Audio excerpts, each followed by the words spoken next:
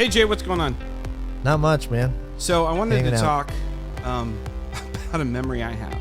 Oh. And I'm pretty sure the memory I have, you won't have. Okay. Because of the unique... There's like a 2 or 3 year age gap difference where Yes. I probably begin to have some memories. Yeah. It was we're talking this week about love your neighbor. Yes. So it's this kind of big sweeping concept. And it was the first time I ever encountered the idea of loving your neighbor. Okay. And I know this is going to sound cheesy. It profoundly affected me. Oh. So it's 1985. Okay. I'm little. Yeah. And a song comes out to raise money for people across the world in Ethiopia, where they were in the middle of a 2 or 3 year famine. Yeah. From 83 to 85, there was a devastating famine. The problem with it is it wasn't just natural causes. It was also man-made. The government had relocated some, it's Ethiopia, so that's tribal. Okay. One tribe got power. The other tribe had all the farmland. I see. This tribe took these people, put them in, like, in essence, relocation camps. Yeah. The farming, they didn't have the know-how. They tried to make it collectivist as a government. It didn't work. Then a famine hit. Then the bad weather hit, the drought hit. Yeah. And now famine. 1.2 million people killed. Jeez. Die. Yeah. What killed might be a more accurate word because yeah. it could have been avoided, or at least a lot of the suffering could have been avoided. The U.S. and the UN and all these organizations come, and these group of artists come together and they record. Do you know the song I'm talking about? Is it We Are the World? It is We Are the World. We are the world. So, we are the children. Do do do do ba da ba da ba. let me So read- let's start giving. That was amazing. Let me read you the lyrics. There comes a time Yeah. when we heed a certain call that the world must come together as one. There are people dying. It's time to lend a hand to life. There are people dying. It's time to lend a hand to life, the greatest gift of all. And then we can't go on pretending day by day that someone, somewhere will soon make a change. Yeah. We are all a part of God's great big family. And the truth, love is all we need. We are the world. We are the children. We are the ones who make a brighter day, so let's start giving. There's a choice we're making.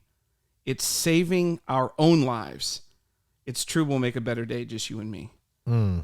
Now, I don't know about the religious overtones. I see it all over the place in there. It really does feel as though this was a sentiment toward responsibility toward your neighbor. Yeah. And that was the first time I'd ever heard of it. And of course, it sells 20 million copies. It raises tens of millions of dollars. Yeah.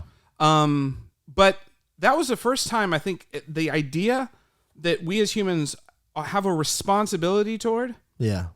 like a moral mandate toward our neighbor. Right. That's the first time I ever heard that. And I thought it was really, even today, it's like deeply moving to me because the sentiments in there, like, Right. it's saving our own lives. I love that line because it's basically saying we actually become more human when we care about our neighbor. So Yeah. from a giant theological standpoint, we're talking macro. We're going to get into the micro here, personal. When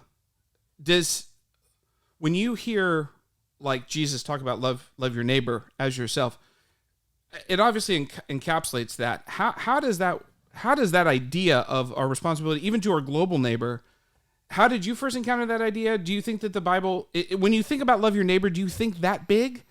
Is that where your mind goes? Yeah. Yeah. I mean, I don't see the macro and the micro as oppositional in any way. I'm not sure where my mind goes. I guess when I think about Jesus's invitation as he quotes the Shema, love your neighbor as yourself. Or I'm sorry, he's not quoting the Shema. He's redefining the Shema, right, and adding the Leviticus text. And I guess if I had to say, I guess my brain works like it begins micro and expands out to macro. So it starts kind of very personal. If you're and just then asking me like emanates that way. personally, I think where I feel most conviction when I am reminded of that command is that I need to extend love to those within the ripple effect of my life, which is a phrase we use during the teaching. Right. That a neighbor is anyone within the ripple effect of your life. And I guess that's where I feel my, not my only conviction, but my initial sense of conviction is, okay, who are the people in the ripple effect of my life? And am I really extending love in their direction?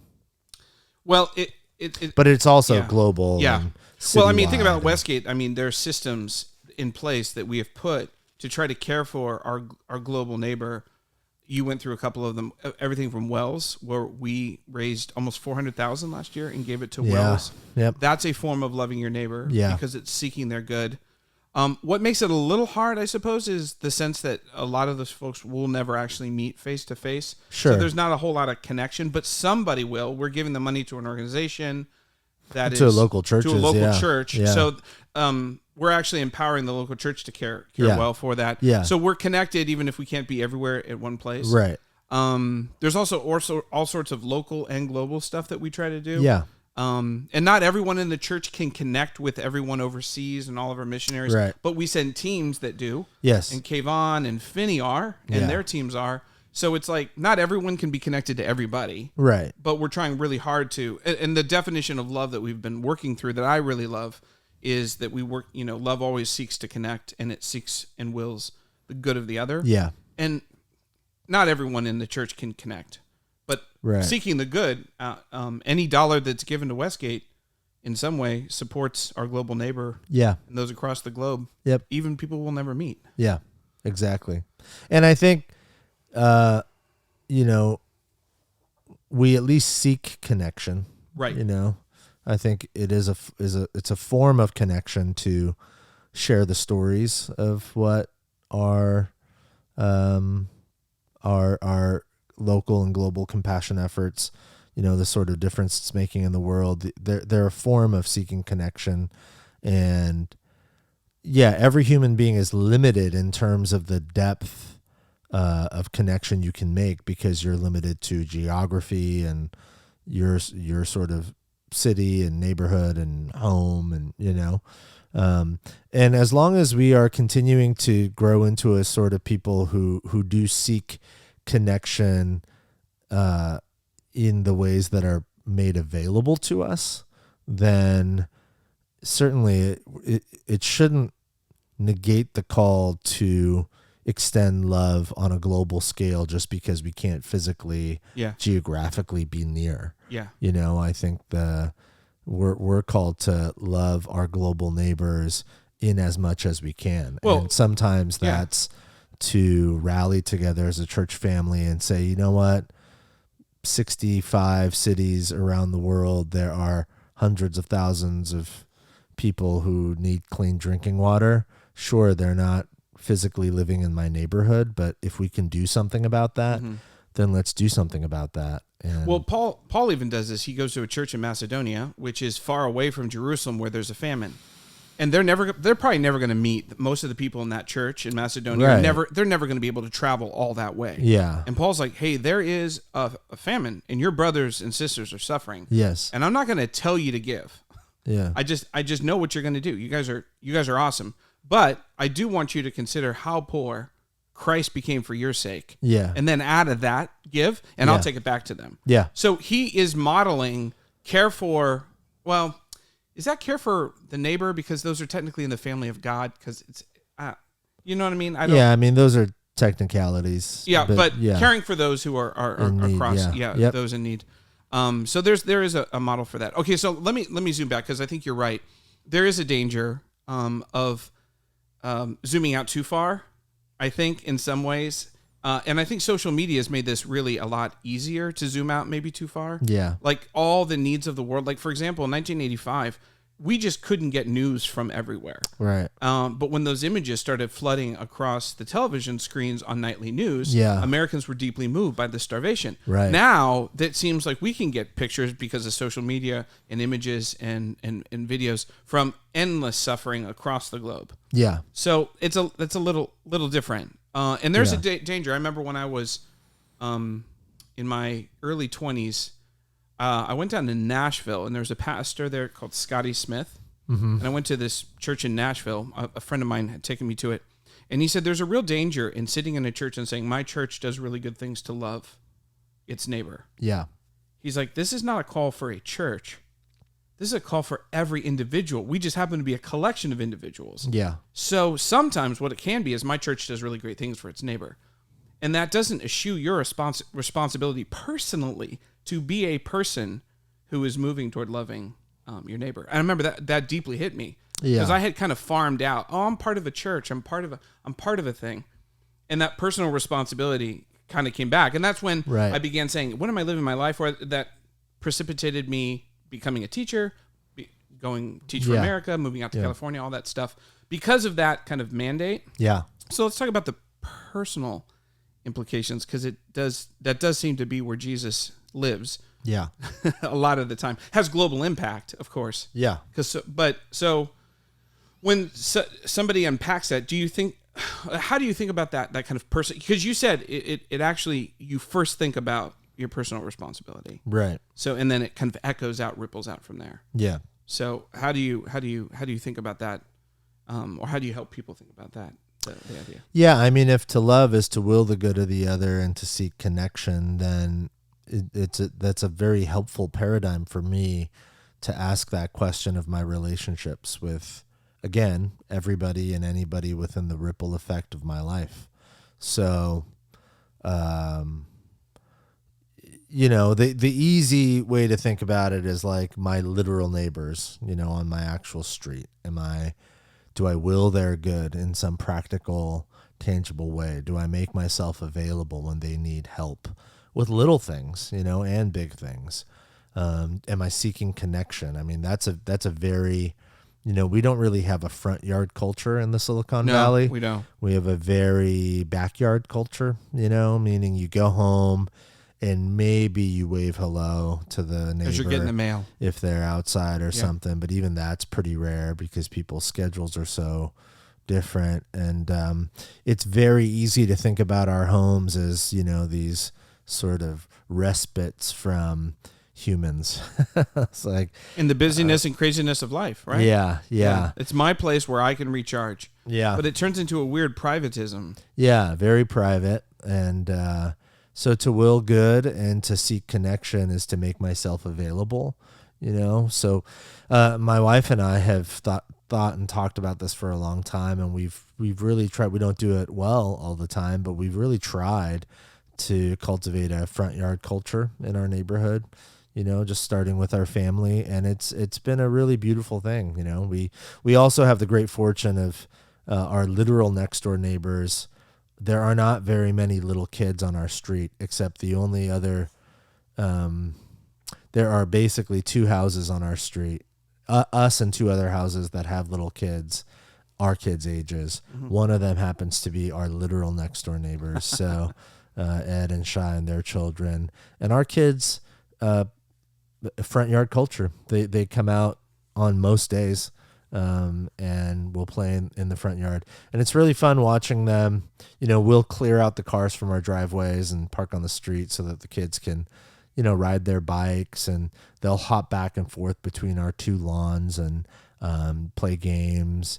And so what it's done over time is cultivated a sort of familial connection with our neighbors, where there are really beautiful sort of assumptions made of one another in terms of, if you left your garbage bins out or something, it's like, just pull them in. It's tiny little things that looking out for, caring for. Yeah. And it's not just our next door neighbors. We've watched God sort of cultivate a real, love your neighbor type of vibe on our street with several neighbors. And that's been a real joy, but it's always intentional. It's cultivated intentionally. Well, the word connection, it's like seeking connection. It's just easy just to go in your house. Yeah. You know what really helps with this?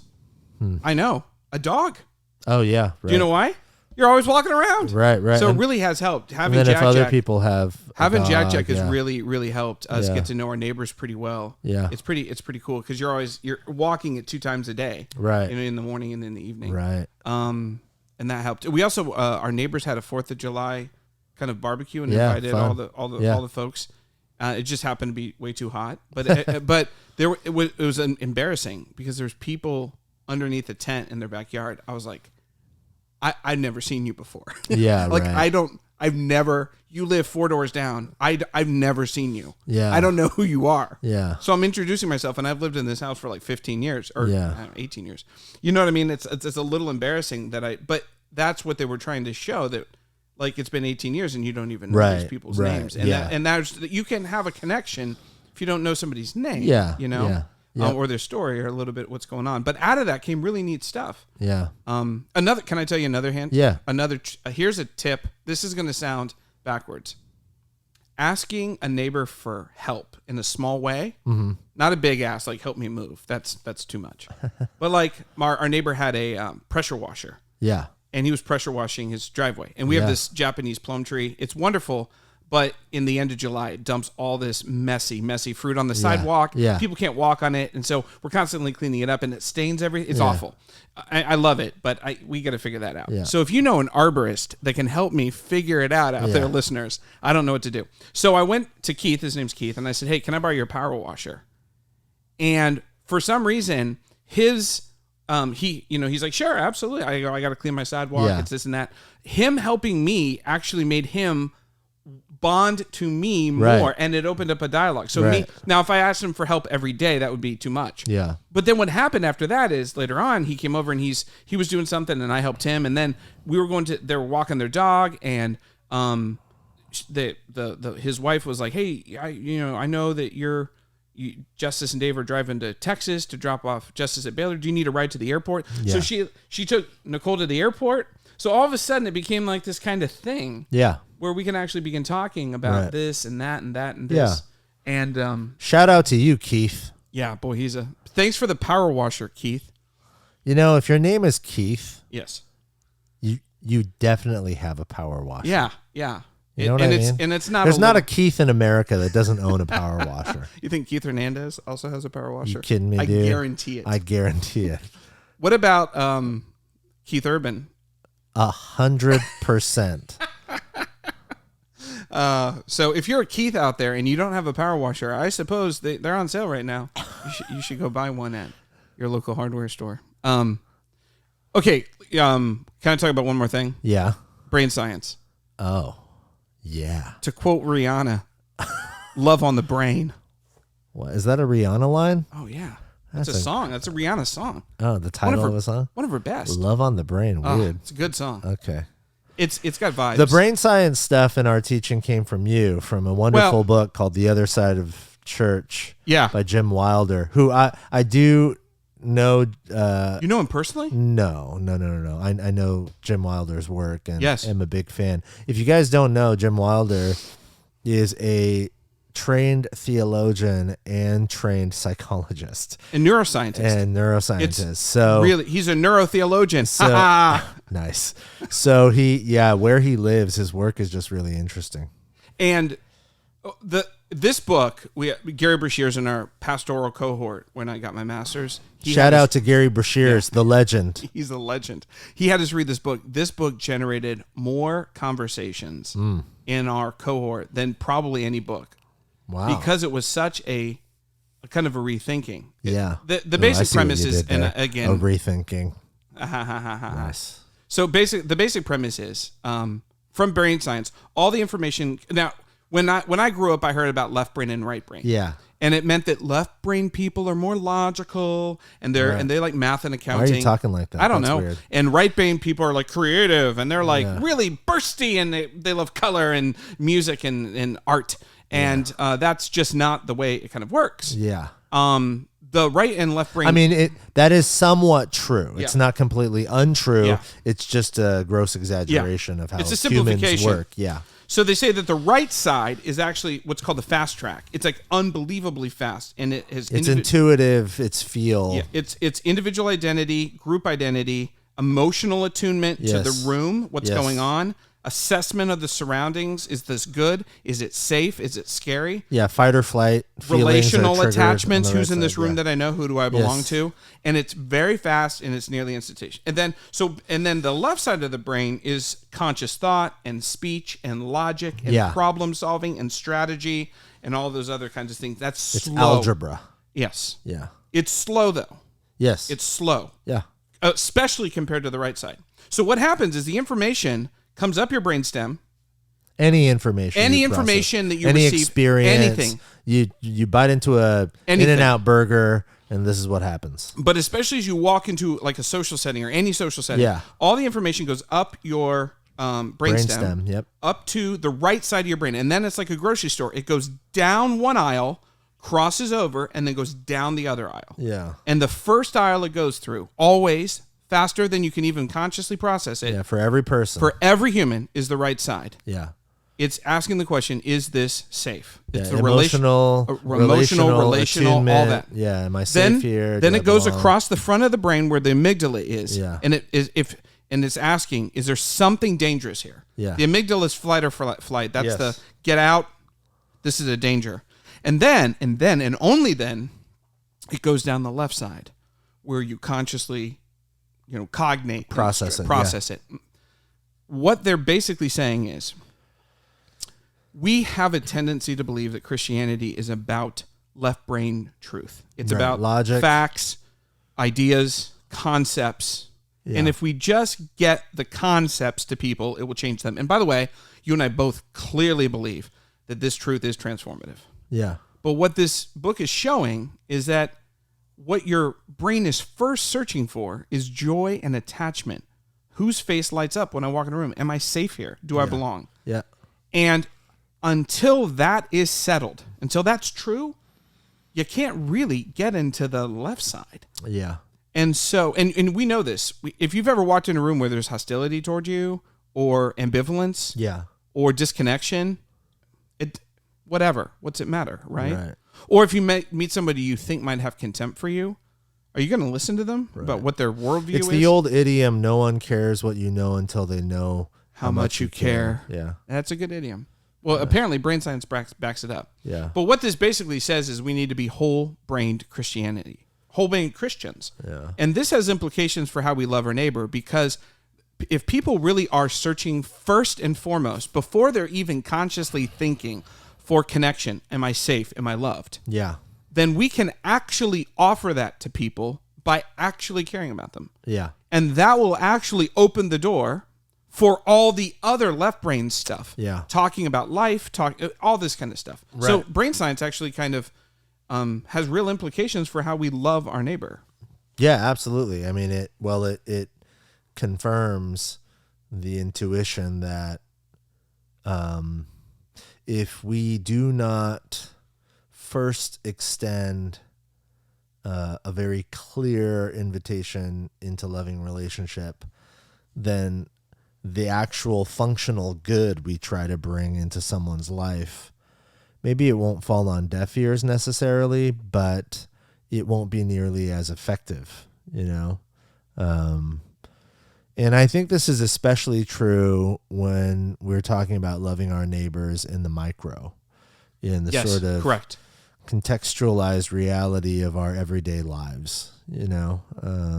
We've all, I think, had that experience of having someone say like, "Oh man, I love you, bro. I love you," but their actions imply something different, maybe there's betrayal there or something like that. And it's so confusing because we're like, I thought you said you loved me, but your actions display something else. You think about the really harsh reality. It's hard to talk about, but you think about abusive relationships, or like cases of domestic abuse. You hear the same tragic story over and over of people who get really sort of stuck in the cycle of domestic abuse as victims. And the reason they get stuck is because, well, no, he loves me. I know he loves me. He apologized. She apologized. Yeah.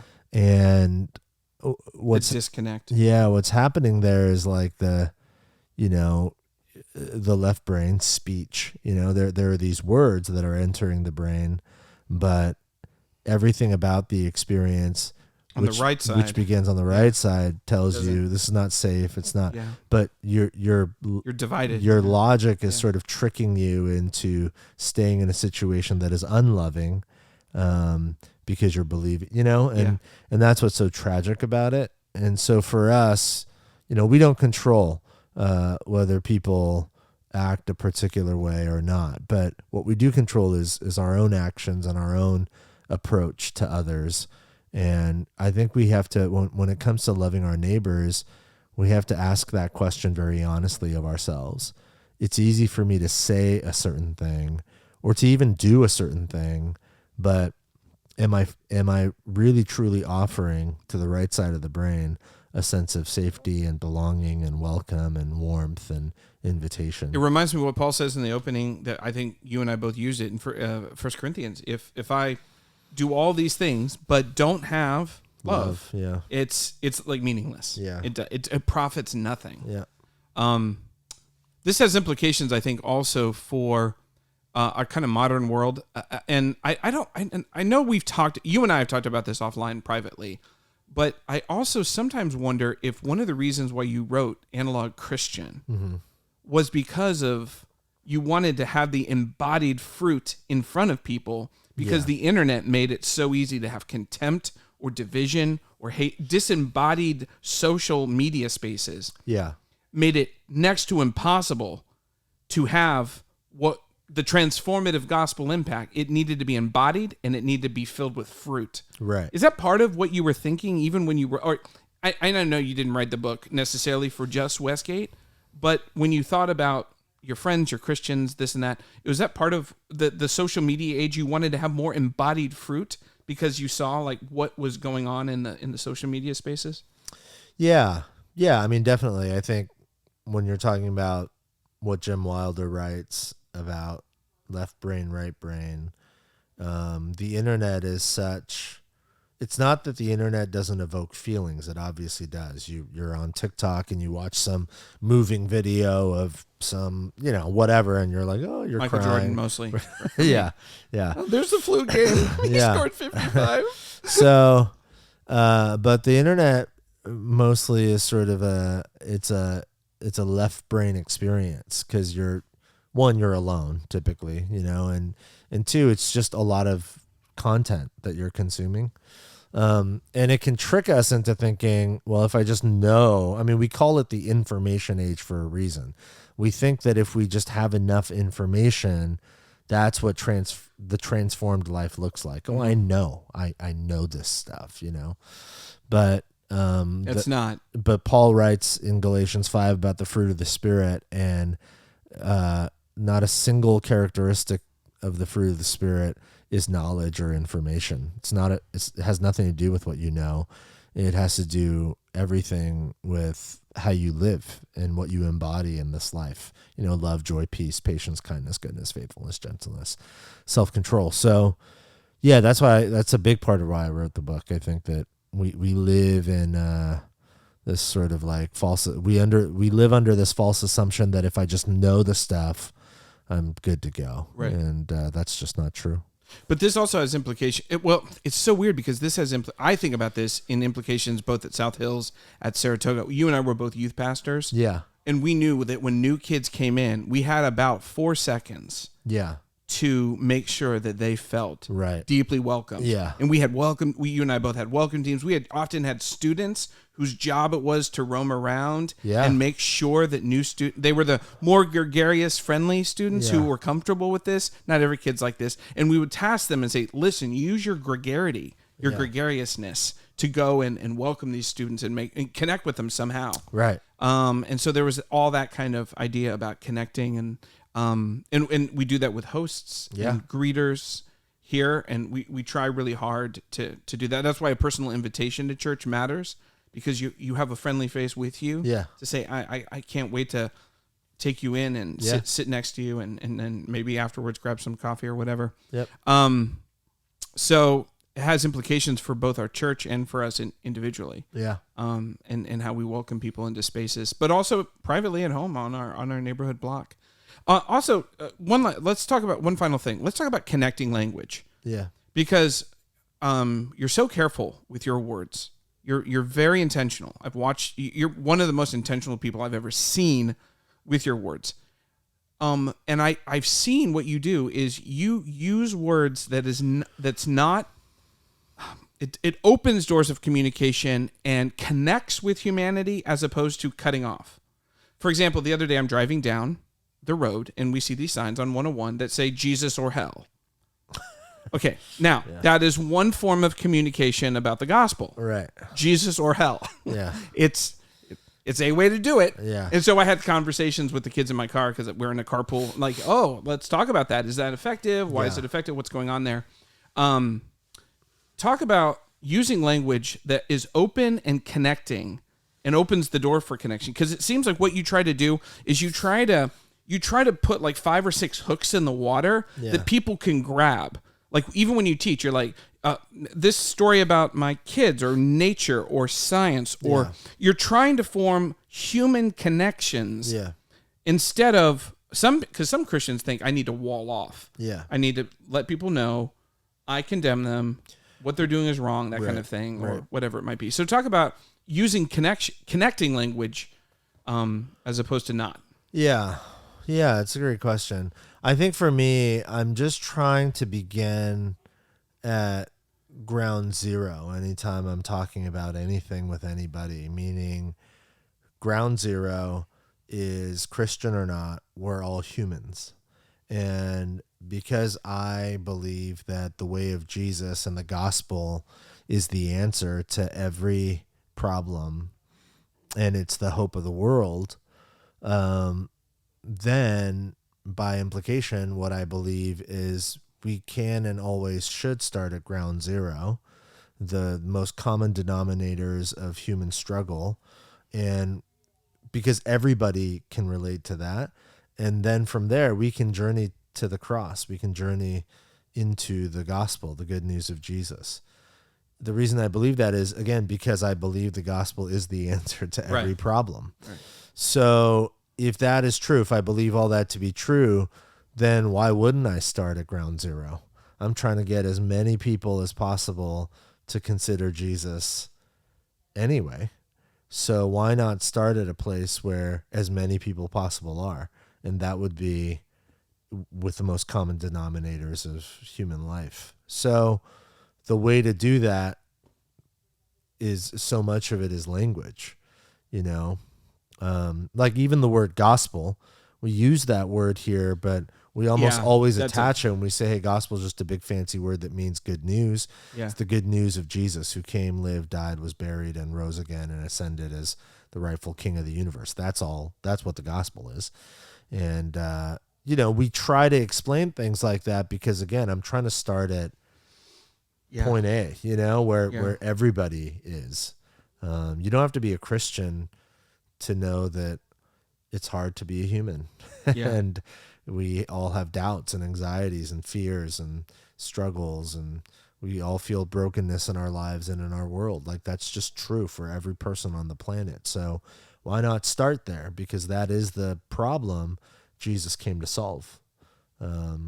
So the path we take from point A to the gospel is, you know, we try to be intentional about using language that continues to allow as many as possible to take that journey.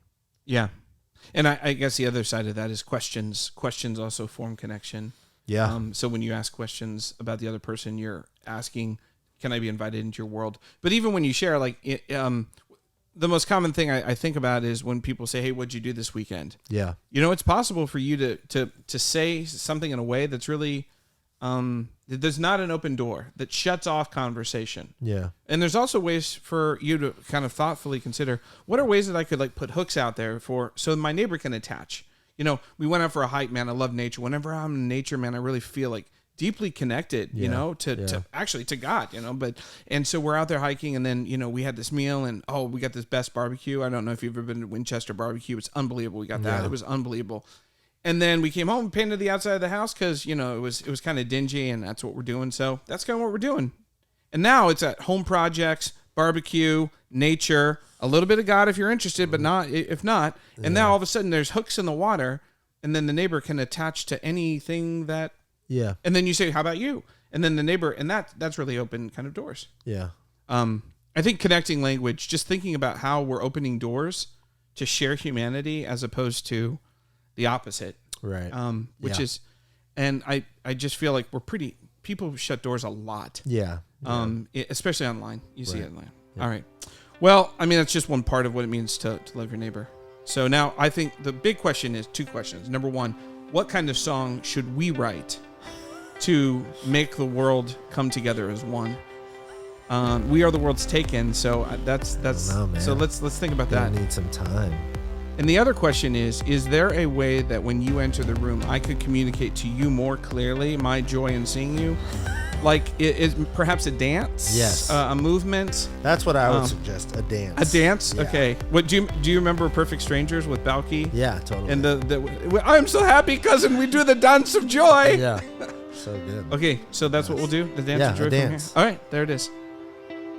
That's what we'll do. All right, well, thanks for being with me, man. Thank you. And hey, love your neighbor out there. Yes. It's going to be great. All right, see you soon. See you guys. Bye.